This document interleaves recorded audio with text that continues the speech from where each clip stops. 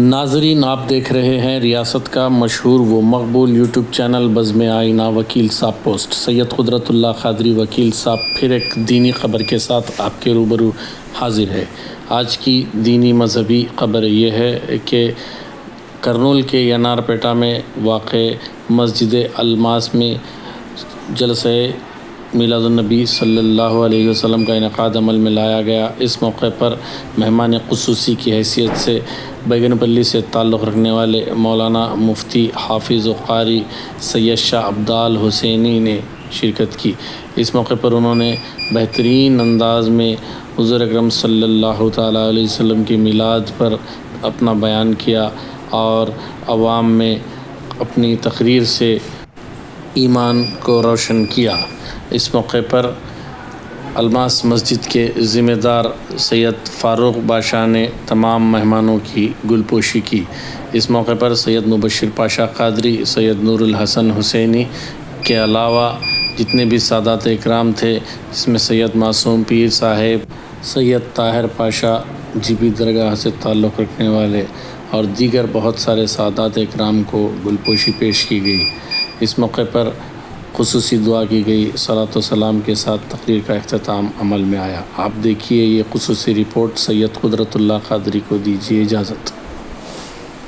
مگر کامل بننے کی جستجو ضرور کر سکتے ہیں۔ جب جستجو ہو جاتی ہے تو خدا کی برکتوں کا نزول ہوتا چلا جاتا ہے اور ایسا ہوتا ہے کہ خدا کے حبیب کے قریب ہونے سرفرازی عطا فرما دی جاتی ہے۔ رسول اکرم صلی اللہ تعالیٰ علیہ وسلم کی شان یہ ہے کہ آپ پرواز میں رسول اللہ صلی اللہ تعالیٰ علیہ وسلم نے جب ان لوگوں کی حالتوں کو دیکھ لیا کہ عام باتوں سے سننے سمجھنے والے نہیں ہیں، تو جو اناج کے کھجور کے ڈھیر لگائے ہوئے تھے ان میں جو سب سے اونچا ڈھیر تھا فَطَافَ حَوْلَ أَعْظَمِ بَيْدَرِهَا، فرمایا گیا کہ اس میں جو سب سے اونچا ڈھیر تھا اس کے گرد گرد رسول اللہ نے 3 مرتبہ چکر لگایا، گویا کہ بتایا جا رہا ہے اے اناج کے دانے دانے آشنا ہو جا۔ فرماتے ہیں عاشق کو تڑپ کے یہی کہے گا، ادھر آؤ پیارے ہنر آزمائے، ادھر آؤ پیارے، تم جو کرنا چاہو کرو، مگر جگر میں وہ دل ہے جو مصطفیٰ کی محبت کا غلام بنایا ہے۔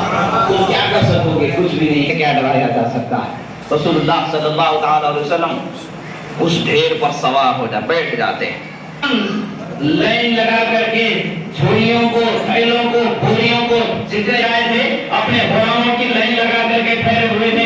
ایک جا رہا ہے، دوسرا آ رہا ہے، بڑھتا جا رہا ہے، تیسرا آ رہا ہے، بڑھتا جا رہا ہے، تیسرا، چوتھا، پانچواں، اسی طریقے سے ایک کے بعد ایک، ایک کے بعد ایک، ایک کے بعد ایک حافظ بناتے جا رہے ہیں۔ ایک نظر میں لے جانے والوں کے ماں کو دیکھ رہا تھا، ایک نظر اس ڈھیر کو دے رہا تھا جن پر فرماتے لأعطین الرایا غداً، فرماتے کل میں سے کوئی جھنڈا عطا فرماؤں گا، یحب اللہ و رسولہ ویحبہ اللہ و رسولہ، فرماتے ہیں جو خدا و رسول سے محبت کرنے والا، خدا و رسول جس سے محبت کرنے والے، دینے والے دے رہے ہیں، دینے والے لے رہے ہیں۔ وہ دینے والوں کی شان، جن کی جھولیاں بھری ہیں ان سے پوچھو تو پتہ چلے گا۔ جن کے پاس جھولیاں ہی نہیں ہیں وہ کیا جانے کے دینے والے کی کیا شان ہوتے ہیں۔ جھولی بھرنے کو جھولی بھی تو چاہیے، ان کے پاس تو کچھ ہے ہی نہیں۔ جھولیاں ہیں تو ایمان والوں ہی کے پاس ہیں کہ جن کی بھری مصطفیٰ کی اطاعت سے کی جاتی۔ حضرت امام اعظم ابو حنیفہ رضی اللہ تعالیٰ عنہ کے پاس ایک شخص آیا، آ کر کے کہتا ہے کہ امام ذرا یہ تو بتائیں کہ ہم نے یہ سنا ہے کہ آپ کے مذہب میں شیطان بہت بھٹکاتا، بہت بہکاتا ہے۔ فرماتے ہیں ہاں بھائی، وہ شیطان تو ہمارا کھلا دشمن ہے۔ وہ کہتا ہے کہ ایک کام کرو، ہمارے مذہب کو اختیار کرو۔ آپ کے مذہب میں شیطان بہکاتا ہے، سیدھے راہ سے بھٹکا دیتا ہے، ہمارے مذہب میں شیطان آتا ہی نہیں۔ آپ بالکل سیدھے راستے پر چلو تو شیطان تو ہوتا ہی نہیں۔ حضرت امام نے جواب فرمایا، سنو میاں، ایک بات میں پوچھتا ہوں، مجھے بتا دو۔ ایک بادشاہ کا محل ہے، محل سے تھوڑے بازو میں ایک غریب فقیر کی گھاس پھوس سے بنی ہوئی جھوپڑی ہے، پر ایک چور چوری کرنے کے لیے آئے گا تو کیا جھوپڑی میں چوری کرنے جائے گا؟ امام کیسے بات کرتے ہیں؟ کیسے ہو سکتا ہے؟ کیا خواب اسے جھوپڑی میں ملے گا پھٹے پرانے کپڑوں کے سوا؟ اور پھٹے پرانے کپڑے وہ بھی جو ایسے پیون لگے کہ نہ اس کے کام آئے نہ پوچھا کرنے کے کام آئے، اس کو کیا ملنے والا ہے؟ وہ تو جائے گا بادشاہ کے محل میں، ایک سکہ بھی ملے گا تو کم سے کم کا گزارا ہو جائے گا۔ جواب امام فرماتے ہیں سنو، تمہارے پاس رکھا ہی کیا ہے کہ جو شیطان تمہارے پاس آئے؟ کل کا کل تو ہمارے پاس خدا نے رکھا ہے۔ دولت ایمان تو خدا نے مومنوں کو عطا فرمایا ہے، ایمان چرانے والا چور شیطان ہوتا ہے۔ کیا جائے تمہارے پاس؟ تو مطلب یہ ہے کہ ایمان والوں ہی کے پاس شیطان آتا ہے تاکہ ان کے ایمان کو بہکائے اور ان کے ایمان کو چوری کرے۔ ایمان والے نہیں ڈرتے ہیں، اور ایمان والے کیوں نہیں ڈرتے ہیں؟ تو کبھی یا غوث المدد کا نعرہ لگایا جاتا ہے، کبھی یا خواجہ تیرا ہندوستان کا نعرہ لگایا جاتا ہے، یہ بتا دیا جاتا ہے کہ شیطان سن، ہم تیرے دھوکے میں نہیں آنے والے ہیں، ہم نے غوث اعظم کے طریقے پر چلنے کو سیکھ لیا ہے، ان کے طریقے پر چلنے والے ہیں۔ خدا نے فرمایا جو میرے نیک بندوں کے راستے پر چلے گا وہ صراط مستقیم پر چلنے والا ہے۔ ہم نے غوث اعظم کے راستے کو چن لیا، ہم اس راستے پر چلنے والے ہیں۔ ہم نے خواجہ پاک کے راستے کو چن لیا، ہم اس راستے پر چلنے والے ہیں۔ تیرا داؤ ہم پر نہیں چلنے والا ہے، ہم خواجہ کے دیوانے ہیں، خواجہ ہمارا بیڑا پار لگانے والے ہیں۔ راہ مستقیم خدا نے ان کی علامت، راہ مستقیم کی علامت ان کو بتا دی ہے۔ صالحین کو خدا نے بنا دیا ہے، اور صالحین کیسے ہوتے ہیں؟ زمین کے مالک بنا دیے جاتے ہیں، زمین کے مالک بنا دیے جاتے ہیں۔ وَلَقَدْ كَتَبْنَا فِي الزَّبُورِ مِن بَعْدِ الذِّكْرِ أَنَّ الْأَرْضَ يَرِثُهَا عِبَادِيَ الصَّالِحُونَ۔ اللہ فرماتا ہے ہم نے زبور میں بہت پہلے بیان کر دیا، زمین کے مالک و وارث کون ہوں گے؟ وہ نیک بندے ہی بنائے جائیں، اس لیے کہ تخت پر بیٹھے ہوئے کو دیکھ کے ڈرنا نہیں ہے۔ جو تخت پر بیٹھنے والا مالک نہیں ہوتا ہے، کبھی ٹوٹی چٹائی پر بیٹھنے والا بھی ایسا مالک ہوتا ہے کہ حکومت کے دیکھ کے لوگ حیران ہو جاتے ہیں۔ مالک تو وہ ہے جسے خدا مالک بنا دے۔ حضرت ابراہیم ابن ادم رضی اللہ تعالیٰ تخت کو ٹھوکر مار کے نکل گئے۔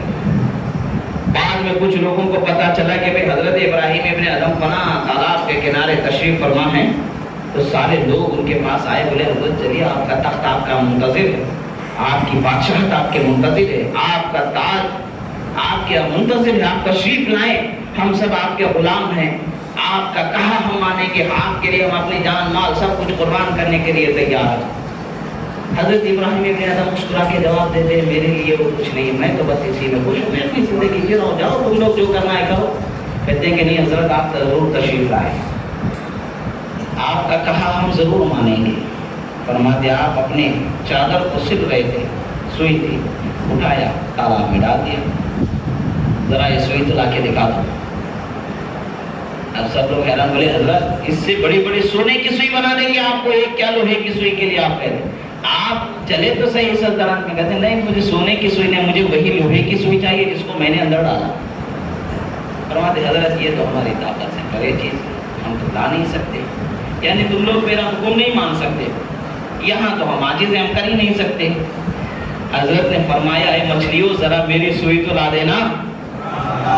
زبان سے اگر نکلنا ہی تھا کہ پانی کے سرے پر ہر مچھلی کے منہ میں سوئی نظر آ رہی تھی، کوئی سنہری چمک رہی ہے تو کوئی سفید چمک رہی ہے۔ حضرت فرماتے یہ لوگ سونے کی سوئی دینے کا دعویٰ کرتے تھے، بتا دیے کہ میں چاہوں تو تالاب کی مچھلی کے ہر منہ سے سونے کی سوئی نکلوا۔ فرماتے مجھے وہ نہیں چاہیے، مجھے میری سوئی چاہیے۔ تو ایک مچھلی کے منہ میں وہ سوئی لے کر کے وہ اوپر آتی ہے، آپ اور سوئی لے کر کے کہتے بتاؤ یہ حکومت اچھی ہے یا وہ حکومت اچھی ہے؟ اللہ والوں کی حکومت الگ ہوتی ہے، کرامت وہی چیز ہے جو عقل میں سمجھ میں نہ آ سکے، سمجھ میں عقل میں آ جائے تو پھر کرامت نہیں ہوتا، وہ سائنس ہوتی ہے۔ سائنس میں کرامت میں معجزے میں زمین و آسمان کا فرق ہے۔ یہ کرامت وہی ہے جو سائنس نہیں سمجھ سکتی ہے، معجزہ وہی ہے جو سائنس نہیں سمجھ سکتی ہے۔ یہ کون سمجھ سکتا ہے؟ ایمان والا سمجھ سکتا ہے، رسول اللہ کا دیوانہ سمجھ سکتا ہے۔ حضرت رسول اللہ صلی اللہ تعالیٰ علیہ وسلم نے جب عطا فرمایا، حضرت جابر رضی اللہ تعالیٰ عنہ فرماتے ہیں میں حیران تھا، وہ ڈھیر پر رسول اللہ تشریف فرما ہے، میں اس ڈھیر کو دیکھ رہا ہوں، ادھر بانٹا جا رہا ہے، قرض خواہوں کے تمام قرض ادا ہو گئے، جو دہائیوں سے ٹکے ہوئے تھے وہ قرض سب ادا ہو گئے، اور حال میرے غلے کا جو میں نے دیکھا ایسا لگ رہا تھا کہ ایک کھجور کا دانہ بھی نہیں کم ہوا ہے۔ میں اپنے گھر پر غنیمت کے طور پر اللہ کے رسول صلی اللہ تعالیٰ علیہ وسلم کی برکتوں کے ڈھیر کو اپنے گھر لایا۔ رسول اللہ صلی اللہ تعالیٰ علیہ وسلم مسکراتے ہوئے کاشانِ نبوت پر چلوا فرما ہو گئے۔ بتایا یہی جا رہا ہے، جب رسول اللہ دیتے ہیں تو اندازہ نہیں لگایا جا سکتا۔ مسلم شریف کی حدیث کیا بتا رہی ہے؟ رسول اللہ کو دینے والا بتایا کہ نہیں بتایا گیا، اور ان سے مانگا گیا کہ نہیں مانگا گیا؟ پھر مانگنے کا کیا مطلب؟ کیا ان کو خدا بنا دیا مانگنے؟ کوئی مومن خدا کے رسول کو خدا کیسے بناتا ہے؟ خدا تصور کر سکتا ہے؟ سمجھ میں ہی نہیں آنے والی بات ہے، کیسے یہ ہو سکتا؟ خدا نے ان کو وہ شان والا بنایا ہے، جو شان خدا نے دی اسی شان کا اعتراف اور اقرار مومن کرتا ہے۔ صحابہ کا یہ عقیدہ تھا کہ رسول اللہ چاہیں تو عطا کر سکتے، وہ چاہیں تو دے سکتے، تبھی تو مانگا گیا۔ اگر ان کا یہ عقیدہ نہ ہوتا تو ان کے پاس کیوں مانگتے؟ جھولی کس کے پاس پھیلائی جاتی ہے؟ جس کے بدن پر کپڑے دے اس فقیر کے پاس جا مانگا جا سکتا ہے؟ نہیں، مانگا اسی کے پاس جائے گا جس کو خدا نے کائنات میں شہنشاہ بنایا، جن کے حکم کو جاری فرمایا، جو عطا فرما دے تو عطا ہو جائے۔ اللہ کے رسول صلی اللہ علیہ وسلم فرماتے ہوتے تو مفاتیح خزائن الارض، فرماتے ہیں کہ اللہ تعالیٰ نے مجھے تمام زمین کے خزانوں کی کلیاں عطا فرما دی، جو چاہوں جسے چاہوں عطا فرما دوں۔ تو اسی لیے ہم کہتے ہیں یا رسول اللہ انظر حالنا، یا حبیب اللہ اسمع قالنا، اننی فی بحر ہم مغرق خذ یدی سہل لنا اشکالنا۔ یا رسول اللہ کرم فرما دے، نظر کرم فرما دے، ہم حیران ہیں، پریشان ہیں، مجبور ہیں، ہم غموں کے پریشانیوں کے سمندر میں ڈوب رہے ہیں، خدا را کنارے لگا دیجیے۔ اب یہ سوال پیدا ہوتا ہے وہ سرکار صلی اللہ تعالیٰ علیہ وسلم کے بظاہر حیات طیبہ میں مانگا گیا ہے، بات یہ ہے کہ آپ کے وصال کے بعد نہیں مانگا جا سکتا ہے۔ آپ اپنے طور پر طے کیسے کر سکتے ہیں؟ آپ اپنے طور پر طے کیسے کر سکتے ہیں؟ کیا شریعت آپ کی ہے؟ کیا قرآن آپ پر نازل ہوا؟ کیا قرآن کا آپ کو علم ہے؟ کچھ بھی نہیں۔ وہ طے ہم اور آپ نہیں کر سکتے، وہ تو قرآن و حدیث کے ضابطے سے پتہ چلے گا کہ کیا صحیح ہے کیا غلط ہے، صحابہ کے طرز عمل سے پتہ چلے گا۔ رسول اللہ صلی اللہ تعالیٰ علیہ وسلم کے صحابہ ہیں، حضرت عمر فاروق رضی اللہ تعالیٰ عنہ ہیں، عہد عام رمادہ ہے، وہ سال جہاں پر بہت ہی زیادہ قحط ہو گیا تھا مدینہ مبارکہ میں، وہ سال ہے۔ حضرت عمر فاروق رضی اللہ تعالیٰ عنہ روز منورہ پر حاضر ہیں، اور بھی دیگر صحابہ کرام تشریف فرما ہیں۔ ان میں ایک اعرابی تشریف لاتے، آ کر کے رسول اللہ صلی اللہ تعالیٰ علیہ وسلم کی قبر انور پر عرض کرتے۔ کہاں پر عرض کر رہے ہیں؟ قبر انور پر عرض کیا جا رہا ہے، یا رسول اللہ آپ کی امت ہلاک و برباد ہو رہی ہے، خدا را کرم فرمائیں، بارشیں عطا فرما دیں۔ اور وہاں پر کہتے ہیں وہ نکھرے چہرے والے کہ جن کے چہرے کی برکتوں سے خدا بادلوں کو برسنے کی طاقت عطا فرما دیتا ہے، وہ ابیض یستسقى الغمام بوجهه کہا جاتا ہے۔ عرض گزار ہوتے ہیں کہ اے اللہ کے رسول، اللہ تبارک و تعالیٰ کی بارگاہ میں ہم آپ کو وسیلہ بناتے ہیں۔ یہ ان کے کلمات مبارکہ کی حقیقی ترجمانی ہے۔ عرض تو انہوں نے یہی کیا کہ یا رسول اللہ آپ کی امت ہلاک و برباد ہو رہی ہے، ہمیں بارش عطا فرما دیں۔ درہ فاروقی مشہور ہے، صف ٹیڑھی ہے تو نہیں ہو رہا ہے، درہ چل رہا ہے۔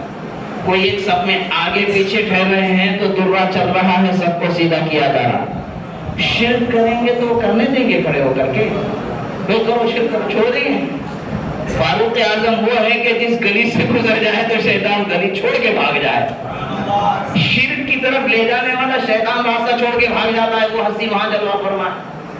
باب مدینہ العلم مولا کائنات کبار صحابہ کرام تشریف فرما ہیں، ان سب کی موجودگی میں کیا کیا جا رہا ہے؟ قبر انور پر آ کر کے رسول اللہ صلی اللہ تعالیٰ علیہ وسلم کی بارگاہ میں طلب کیا جا رہا ہے۔ ادھر کہنا ہی تھا کہ ادھر بارشوں کو برسا دیا گیا۔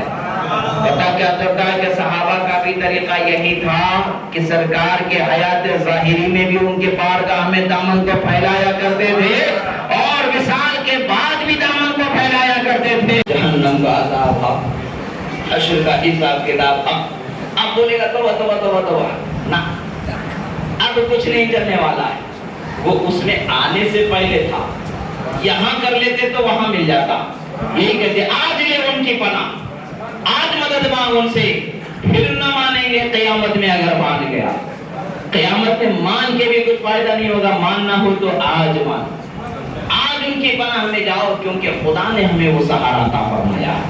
قرآن کی آیت ہمیں بتاتی ہے کہ اگر ہم پر ظلم ہو رہا، چاہے وہ اپنے آپ سے ہو رہا ہے چاہے کسی اور سے ہو رہا ہے، تو ایک ہی سہارا ہے، یا رسول اللہ سبحان اللہ، یا حبیب اللہ اسمع قالنا اننی ببحر ہم مغرق غزیت سہیل قالنا. اور رسول اللہ صلی اللہ تعالی علیہ وسلم کی ذات کو اللہ تبارک و تعالی نے بہت عطا والا فرمایا، اور دینے کی شان تو ایسی عطا فرمائی گئی ہے کہ آپ دیتے تو دیتے ہی ہیں، مگر جس کو دینے والا بنا دیتے ہیں وہ بھی ایسا دیتا ہے کہ جس کی کوئی اندازہ نہیں، جس کا کوئی حساب ہی نہیں لگایا جا سکتا.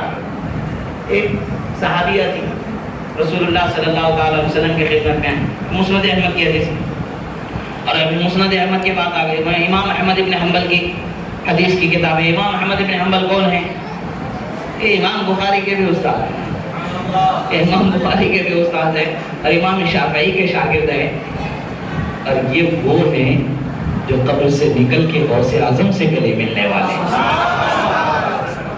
تو ایک ائمہ شریعت ہو یا طریقت ہو، جدا نہیں ہے، ایک ہی راستے پر ہیں.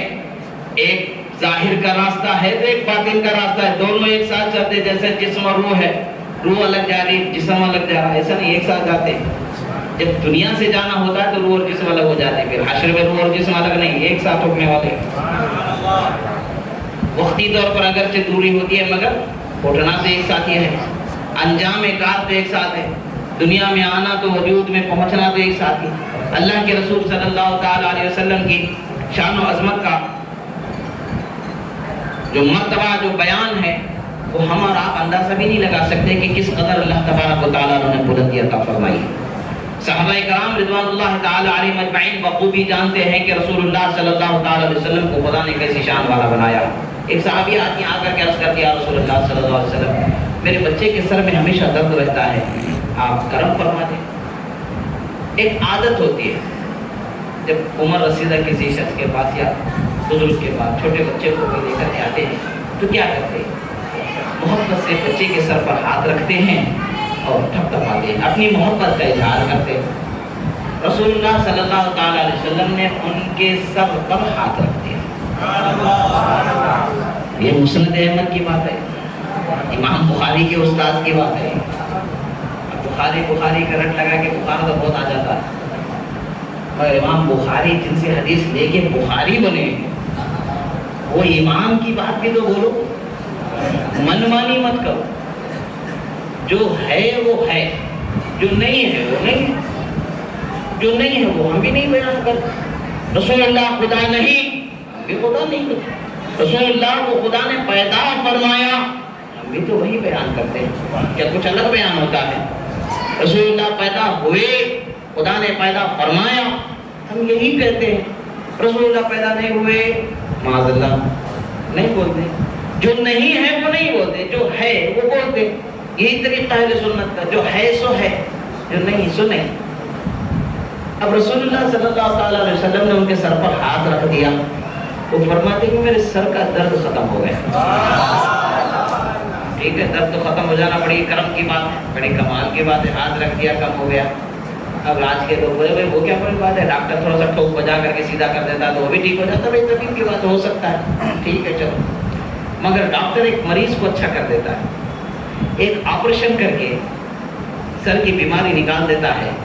تو اگر کوئی دوسرا مریض جس کے سر میں یا کہیں اور بیماری ہے وہ اس کے پاس آتا ہے تو وہ مریض جس کا آپریشن کر کے ڈاکٹر نے اچھا کیا تھا، وہ آپریشن کی جگہ اس کو ٹچ کرتا ہے تو وہ اچھا ہو سکتا ہے کیا؟ ہو سکتا ہے کیا؟ مثال کے طور پر آپ کے سر میں آپریشن کے ذریعے علاج کر دیا گیا، آپ کے گھر میں کسی کو ہاتھ ٹوٹ گیا تو آپ کے پاس آیا تو آپ اپنا سر اس کے ہاتھ سے لگائیں گے جو کہ آپ کے سر کو ڈاکٹر نے اچھا کر دیا. اس اچھے سر کو خراب جگہ پر ٹوٹے ہوئے ہاتھ پر لگائیں گے تو اس پر کچھ اثر آئے گا؟ آتا ہے کیا؟ ڈاکٹر کی حیثیت اتنی ہے، وہ وہیں ہاتھ پیر مار سکتا ہے جتنا اس کے ہاتھوں میں سکت ہوتی ہے. مگر مصطفیٰ کی شان ایسی نہیں ہے. وہ ایسی شان والے ہیں کہ جن کی شان کو خدا نے ورفعنا لک ذکر فرمایا. اوفا وعافر جزیلا اذجدودی کہا گیا. جب مانگنے والا مانگتا ہے عطائیں ایسی ہوتی ہے کہ لینے والا حیران ہو جاتا ہے کہ کیسی عطائیں. اور ہم کہتے ہیں کہ کون دیتا ہے دینے کو منہ چاہیے, دینے والا ہے سچا ہمارا نہیں. ہر ادا کو بیان کیا جائے تاکہ ہمارے بچے ان کی اداؤں کو سن کر کے یاد کرنے والے ہو جائیں, ان کے طریقے پر چلنے والے ہو جائیں. آج تو ہم اپنے بچوں کو دنیا بھر کے جتنے ہیروئن ہیں ان کے بارے میں ان کو پتا ہے, جتنے ہیرو ہیں ان کے بارے میں پتا ہے, کرکٹر کتنے ان کے بارے میں پتا ہے, جتنے دنیا کے بڑے بڑے جس کو لوگ مال و دولت اور عیش و عشرت کے اعتبار سے بڑا سمجھتے ہیں ان کی سب ہسٹری پتا ہوتی ہے. کیا کبھی ہم نے اپنے بچوں کے بارے میں سوچا کہ انہیں عشرہ مبشرہ کے نام یاد ہیں, خلفائے راشدین کے نام یاد, اہل بیت اطہار کے نام یاد, ازواج مطہرات کے نام یاد ہیں؟ کم سے کم 40-50 نام تو صحابہ کے سنانے چاہیے کہ نہیں چاہیے؟ 1,24,000 کی بات تو بہت بڑی بات, کم سے کم 40-50 نام. کم سے کم عشرہ مبشرہ وہ 10 جن کو رسول اللہ صلی اللہ علیہ وسلم نے دنیا ہی میں جنتی ہونے کا مشرہ عطا فرمایا. اور آپ کے ازواج مطہرات, آپ کے اہل بیت, آپ کے اولاد, ان کا بھی ہمیں کچھ عطا پتہ یاد نہیں رہتا. نام نام پوچھ لو تو بیان نہ کر سکتے. کیوں ہو رہا ہے کہ جب ہم سے پہلے کے زمانے میں یہ سب لوگوں کی زبان پر, بزرگوں کی زبان پر جاری رہتا تھا. کیوں رہتا تھا کہ بار بار سنا کرتے تھے, بار بار سنا کرتے تھے. ہم نے بار بار ذکر مصطفیٰ اور ذکر عطرت مصطفیٰ, ذکر اصحاب مصطفیٰ کو چھوڑ دیا. یہی ہے کہ ہمارے گھروں میں اندھیرا چھاتا چلا جا رہا ہے. کفر کی, اسلام کے فرق کو ہم نے بیان کرنا چھوڑ دیا ہے. تو آج ہمارے گھروں کی جو عزتیں, جن کے لیے ہم زندگی گزار دیتے ہیں, جن کے لیے اپنی جان کو داؤ پر لگا دیتے ہیں, وہ ہماری عزت کی چادر کو تار تار کر کے دہلیز کو پھلانگ کر کے کسی اور کے گھر کو, کسی اور کے لیے راحت و سکون کا سامان ظاہری بننے کے لیے عزت کو تار تار کر کے چلے جاتے ہیں. کیا وجہ ہے کہ ہم نے انہیں حضرت بی بی فاطمہ کی سیرت نہیں سنائی, تبھی ان سے یہ حرکت ہو رہی. ہم نے انہیں حضرت شہربانوں کا کردار نہیں بتایا, حضرت سکینہ کا کردار ہم نے نہیں بتایا, حضرت بی بی خدیجۃ الکبریٰ و حضرت بی بی عائشہ صدیقہ کا کردار ہم نے نہیں بتایا, حضرت ام سلمہ کا ہم نے زندگی کا گزارنے کا سلیقہ نہیں بتایا, اور حضرت بی بی جویریہ کا ہم نے طریقہ نہیں بتایا. رسول اللہ صلی اللہ تعالی علیہ وسلم کی صحابیات کی زندگی کو ہم نے ان کے سامنے نہیں اتارا, ہم نے بیان نہیں کیا. یہ ہماری کمی ہے, یہ ہماری حق تلفی ہے کہ ہماری اولاد ہماری عزتوں کو تار تار کر رہی. جس دن بھی ہم اس چیز پر پوری طریقے سے عمل کرنے والے ہو جائیں گے تو ہمارے گھروں میں بھی وہی وقت ہوگا, وہی حال ہوگا کہ دشتوں تو دشت ہیں, دریا بھی نہ چھوڑے ہم نے, بحر ظلمات میں دوڑا دیے گھوڑے ہم نے کا معاملہ ہو جائے گا. ہمیں سب دین کے راستے پر چلنے ہی کے لیے مصطفیٰ پیارے کی شان اور ان کی عظمت اور ان کی زندگی کے ہر پہلو کو بیان کرنا ضروری ہے, فرض ہے. اگر ہم اس میں کوتاہی کریں گے تو ہم محروم رہ جائیں گے. اس فرض کے پورا کرنے کا یہ آسان طریقہ ہے کہ محفل میلاد سجایا جائے, محفل ذکر سجائی جائیں, محفل آراس اولیاء سجایا جائے, تاکہ انہیں اولیاء, صالحین, انبیاء کے طریقے کو بتایا جائے, دینی تعلیمات سے آگاہ کیا جائے, تاکہ وہ دین کے سچے راستے پر چلنے والے ہو جائیں. اللہ تبارک و تعالیٰ سے دعا ہے جو کہا گیا سنا گیا, کہنے میں, سننے میں, بولنے میں, سمجھنے میں, سمجھانے میں جو غلطی ہوئی اللہ تعالیٰ اسے معاف فرمائے, جو صحیح و درست کہا گیا اللہ تعالیٰ اسے قبول فرمائے. مولا جو حاضر ہے ہمارے سینوں کو علم نور سے گشادہ فرما دے, پروردگار دولت ایمان سے مالا مال فرما دے, ثبات قدمی ایمان پر عطا فرما دے, بدعقیدگی, گمراہی, ضلالت, شرک, بدعت سے ہماری حفاظت فرما. پروردگار ہمیں وہ تمام امور پر عامل بنا دے جس پر تو اور تیرے حبیب راضی ہو جائیں. ہمارے دلوں میں تیرے اور تیرے حبیب صلی اللہ تعالی علیہ وسلم کی سچی محبت عطا فرما. علماء و مشائخ کی عمروں میں برکت عطا فرما, اہل سنت کے عمروں میں برکت عطا فرما. جن کے بھی گھر میں جو پریشانیاں, ہم پریشانیوں سے انہیں نجات عطا فرما. جو بیمار انہیں شفا کاملہ و عاجلہ عطا فرما. جو قرض دار ہے بارے قرض سے سلوک دوشی عطا فرما. پروردگار جن کے گھروں میں جوان بیٹے بیٹیاں, بھائی بہن غیر شادی شدہ, ان کی شادیوں کے اسباب مہیا فرما, ان کا بہتر و تابندہ مستقبل فرما. تمام مومنین مومنات کے رشتے ازواج میں محبت, مودت, شفقت, رحمت عنایت عطا فرما. اقول قولی ھذا استغفر اللہ لی ولکم, اقول قولی ھذا استغفر اللہ لی ولکم ولسائر المؤمنین وما علینا الا البلاغ المبین. الفاتحہ.